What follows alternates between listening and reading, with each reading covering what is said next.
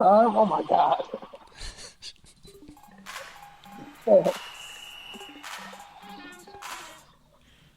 What's up, people? I couldn't find the ad, and Kenny already talked anyway, so it doesn't fucking matter. But yeah, this is Touchdowns and Tangents, one half, live from the Good News Sports Studio in Hawthorne, California. And on the line, we got everybody's favorite, Kenny Berry. How you doing?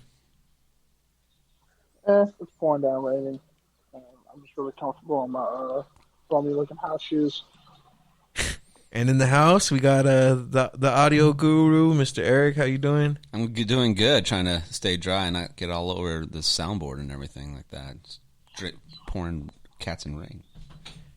And then, VPN at the crib? Oh gosh. And then we got everybody's favorite person from what's the area code? 213? Is that your area code, Izzy? 562. You're inland. You're inland. What's up, Izzy? How you doing? Good. I'm trying to think, where's 213? Is that like downtown? I thought it was LBC. Wow. Really? This man is a vulture. This man is a cultural vulture of the highest order. We had on the dude from the 562. We've talked about Long Beach several times. Yeah, but I thought it was like more inland. I thought 562 was more. I know 562 is part of Long Beach too, but I thought it was more like the inland part. It like is Long Beach. 213 is like the touchy one where like you could be calling somebody in Gardena and it'll be a 213 area. So it's weird like that. Well, I think is 213 the original.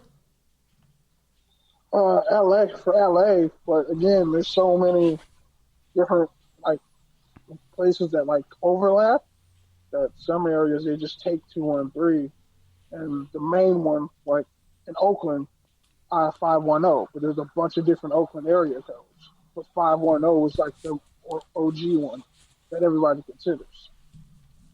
So it just varies. I'm now confused. It technically is kind of Long Beach, but it's not like no one really claims it like that anymore. They all say 562. Damn, son, where'd you find this?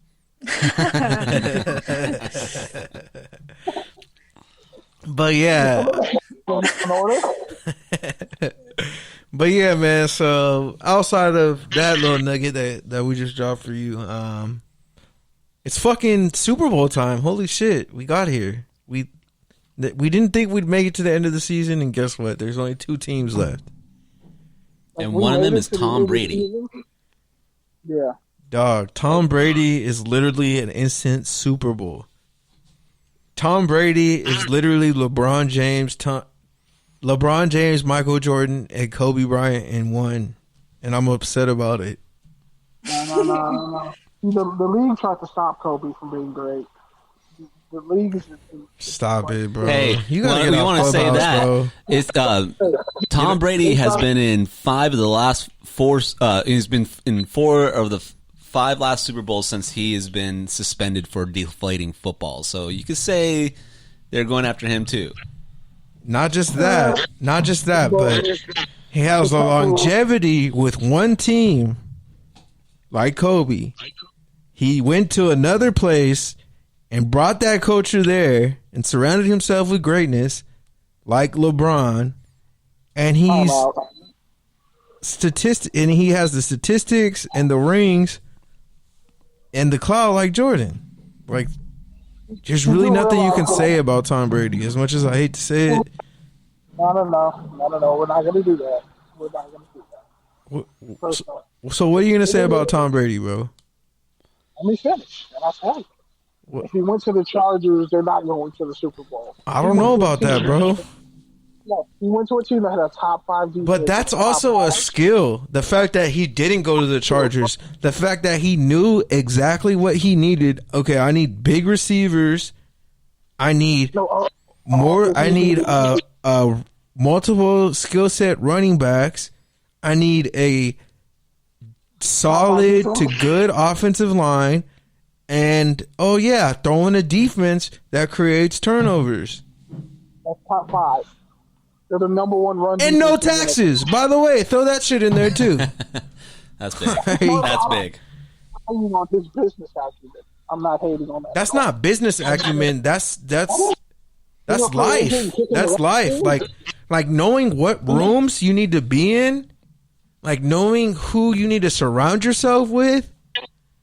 That's not business. That's soul. That's essence. That's like fucking intangible. Like, well, at the same time, he wasn't necessarily the perfect fit at first for everybody. I mean, I think even coaching wise, they had to just let Tom Brady go in there and do what Tom Brady does. I mean, they couldn't figure it out at all for a few weeks. I mean, they came up big because they have good defense and stuff, but to put that team where it is, which is going to be a Tom Brady operated offense, there's no way to get around that. Can't take away his greatness. And the fun thing is that they get to be the home team in the NFL now. So that's for the Super Bowl, which is a first. Which also Antonio Brown's their slot receiver and Gronk is their tight end. I just want to point that out. It's going to They're be loaded on both sides of the ball. Like they're loaded. This should be a fun Super Bowl. And most of the assistants are all black dudes who didn't get head coaching jobs or interviews, but Josh McCown's bum ass dude. So hey, there's that. Oh, and the Weeknd's performing the halftime show. That's not going to be that fun. What? yeah, well, I think the NFL got what they wanted. They got Brady and they got the reigning Chiefs and Mahomes. Like, Brady and Mahomes. They're happy. Yeah. Can't be mad about that. And you're going to get to have it in Florida with the Florida team where you'll actually be able to have fans. So, again, that's a W for them, too. That's pretty cool. I can't hear shit you're saying, Kenny.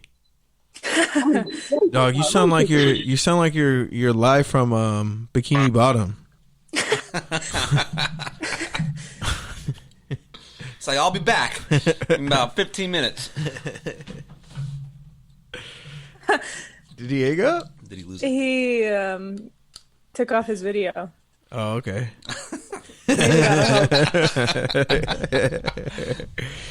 But yeah, man. Outside of that, like Kenny already mentioned the head coaching thing, the big news this week. The Houston Texans hired Ravens. Better? Yeah, Yes. much better. Much better. The Houston Texans hired Ravens assistant, head coach, passing game coordinator. I think he was also the QB coach. David Culley as the head coach. Deshaun Watson was unmoved by it. He's officially requested a trade. So what do you make of that situation, Kenny? Well, first off, now I'm on speakers. I can hear you guys. I took off the headphones. It's just kind of funny that like Josh McCown really got the interview to be a head coach, and he's been nothing but like a failure as an NFL player. Like, He's not a failure as an NFL player. Bro, He's a by NFL journeyman. standards, He's what a success has he had? journeyman. He's a journeyman. So he's had no success as a starting QB as far as actually winning. Well, Josh McCown's always been the guy to fill in when something goes down. I mean, he came in when Cutler went down in Chicago, and then just everywhere. There's a funny picture going on IG of his daughter's friends. She didn't have enough friends to wear all the jerseys that he wore in the NFL because he was in so many teams, so many different places. Yeah, that was actually his best year in 2013. He had 13 touchdowns and 1 interception and 110 QB rating. And I think that year has extended his career about 5 more years, to be honest. It really did. Like, he was literally in the league another 10 years. Other For 6 doing years. nothing. Like he was like 41 years old as a backup QB, but he gets the opportunity to interview as an NFL head coach. Are there any black QBs getting that same opportunity? Let's be real. Are there any black QBs who hang around as a backup that long? They don't get the chance to be a backup that long. I mean, yeah, that's part of the problem. But if you're doing it right, your backup QB should be a coach. Your backup QB should be the dude making adjustments, being an extra ear, being extra eyes, extra ears Free time. on the back. What's that? Charlie Batch didn't get that opportunity, and he was way better. He was way better than Josh McCown. I'm just saying, like, it's just people. We gotta stop pretending You like. can't also assume that everybody wants to be a coach. Yeah, but like, what justification do you give Josh McCown to give him a head coaching interview? There's so many more qualified candidates to him, and he gets that over, like, at least Culley, he was working with Lamar Jackson, and like I think you said it somewhere. It's like Deshaun probably looked at him like, me and Lamar are two totally different quarterbacks, right? Yeah, and I feel like the same thing with Cohen, because the Ravens got a pick for him getting hired, but it's also like, hey, didn't you just say that inmates shouldn't run the asylum not that long ago, and now you're trying to hire these black assistants? Like, at first I was like, wait, is he black or is he like? And I took a double take. I was like, oh yeah, it's the Harry Belafonte thing because like he's super light skinned. Shit. I didn't know. I was like, wait, oh shit, he is black. I thought they were just pulling my leg. Oh man, it's cool. Like half my family's light skinned, so it's like sometimes you don't know until like take a double take. You gotta look from a certain angle. You're like, oh okay, I see what they did. Well, yeah, they're also still looking into McCown as a potential assistant or coordinator. They're also looking at Hamilton's supposed to be the QB coach. Yeah, they're also looking at Lovie Smith as a potential defensive coordinator candidate. Where? In Houston. Ugh. So, like, hiring a bunch of black assistants doesn't make you less racist. It just means like you're just not morally good enough to admit, maybe I should just let a black dude run the whole operation instead of just hiring a bunch of black assistants. Do you think it's also something in Houston though? Because I mean, I was watching ESPN earlier. Like their three main sports in Houston seem to be a dumpster fire because you got, the Texans just being what they're doing with their quarterback and everything. They have the Astros that are just kind of went down for being cheaters, and then now they got the Rockets that traded off their best player and is lighting up now with the Nets. So it's like, the Rockets are kind of better off without Harden. That looks like a less toxic environment. But I agree, yeah. And honestly, that's why I don't pay this man for his basketball takes. Okay, bro. I'm watching them play. They're better off without Harden for how that team is constructed. And since Silas is a new coach, your star player don't want to be there. What's the point of keeping him? But well, that's pretty much what we're seeing now with Deshaun Jackson and Randy Moss said it.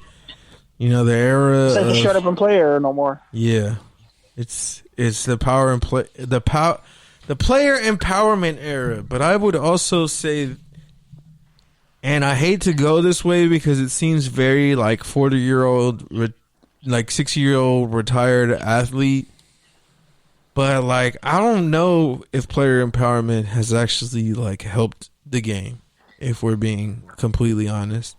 Like, yeah, free agency, like you should be able to at some point reach a point where you can earn whatever the market determines you want, like definitely. But I think in the NBA especially, like, well, these teams aren't being built anymore in the NBA. Exactly. It's creating an environment to where it's like people just are trying to make super teams, and then we're getting the same teams and the same players every year, and small market teams are tuned out, and then you got other teams trying to tank to get the star so they can win in that 4-year window before he forces his way out. So in the NBA, as good as it's been, it's also been bad. Like, players don't want to work. They're not working on their fundamentals as much because they're finessing the business side of it and trying to get to where they need to go, which is fine, but it's just the owners finesse them first. I mean, if you look at the collective bargaining agreement, if you're not a star player, you're not getting paid like that. Like, there's no more mid-level guys getting fat-ass contracts. Like Chandler Parsons and them were like the last group. Now, if you're not a top player, you're just going to get paid. Okay, bro. Shout out to Gordon Hayward. Shout out to Gordon Hayward. What the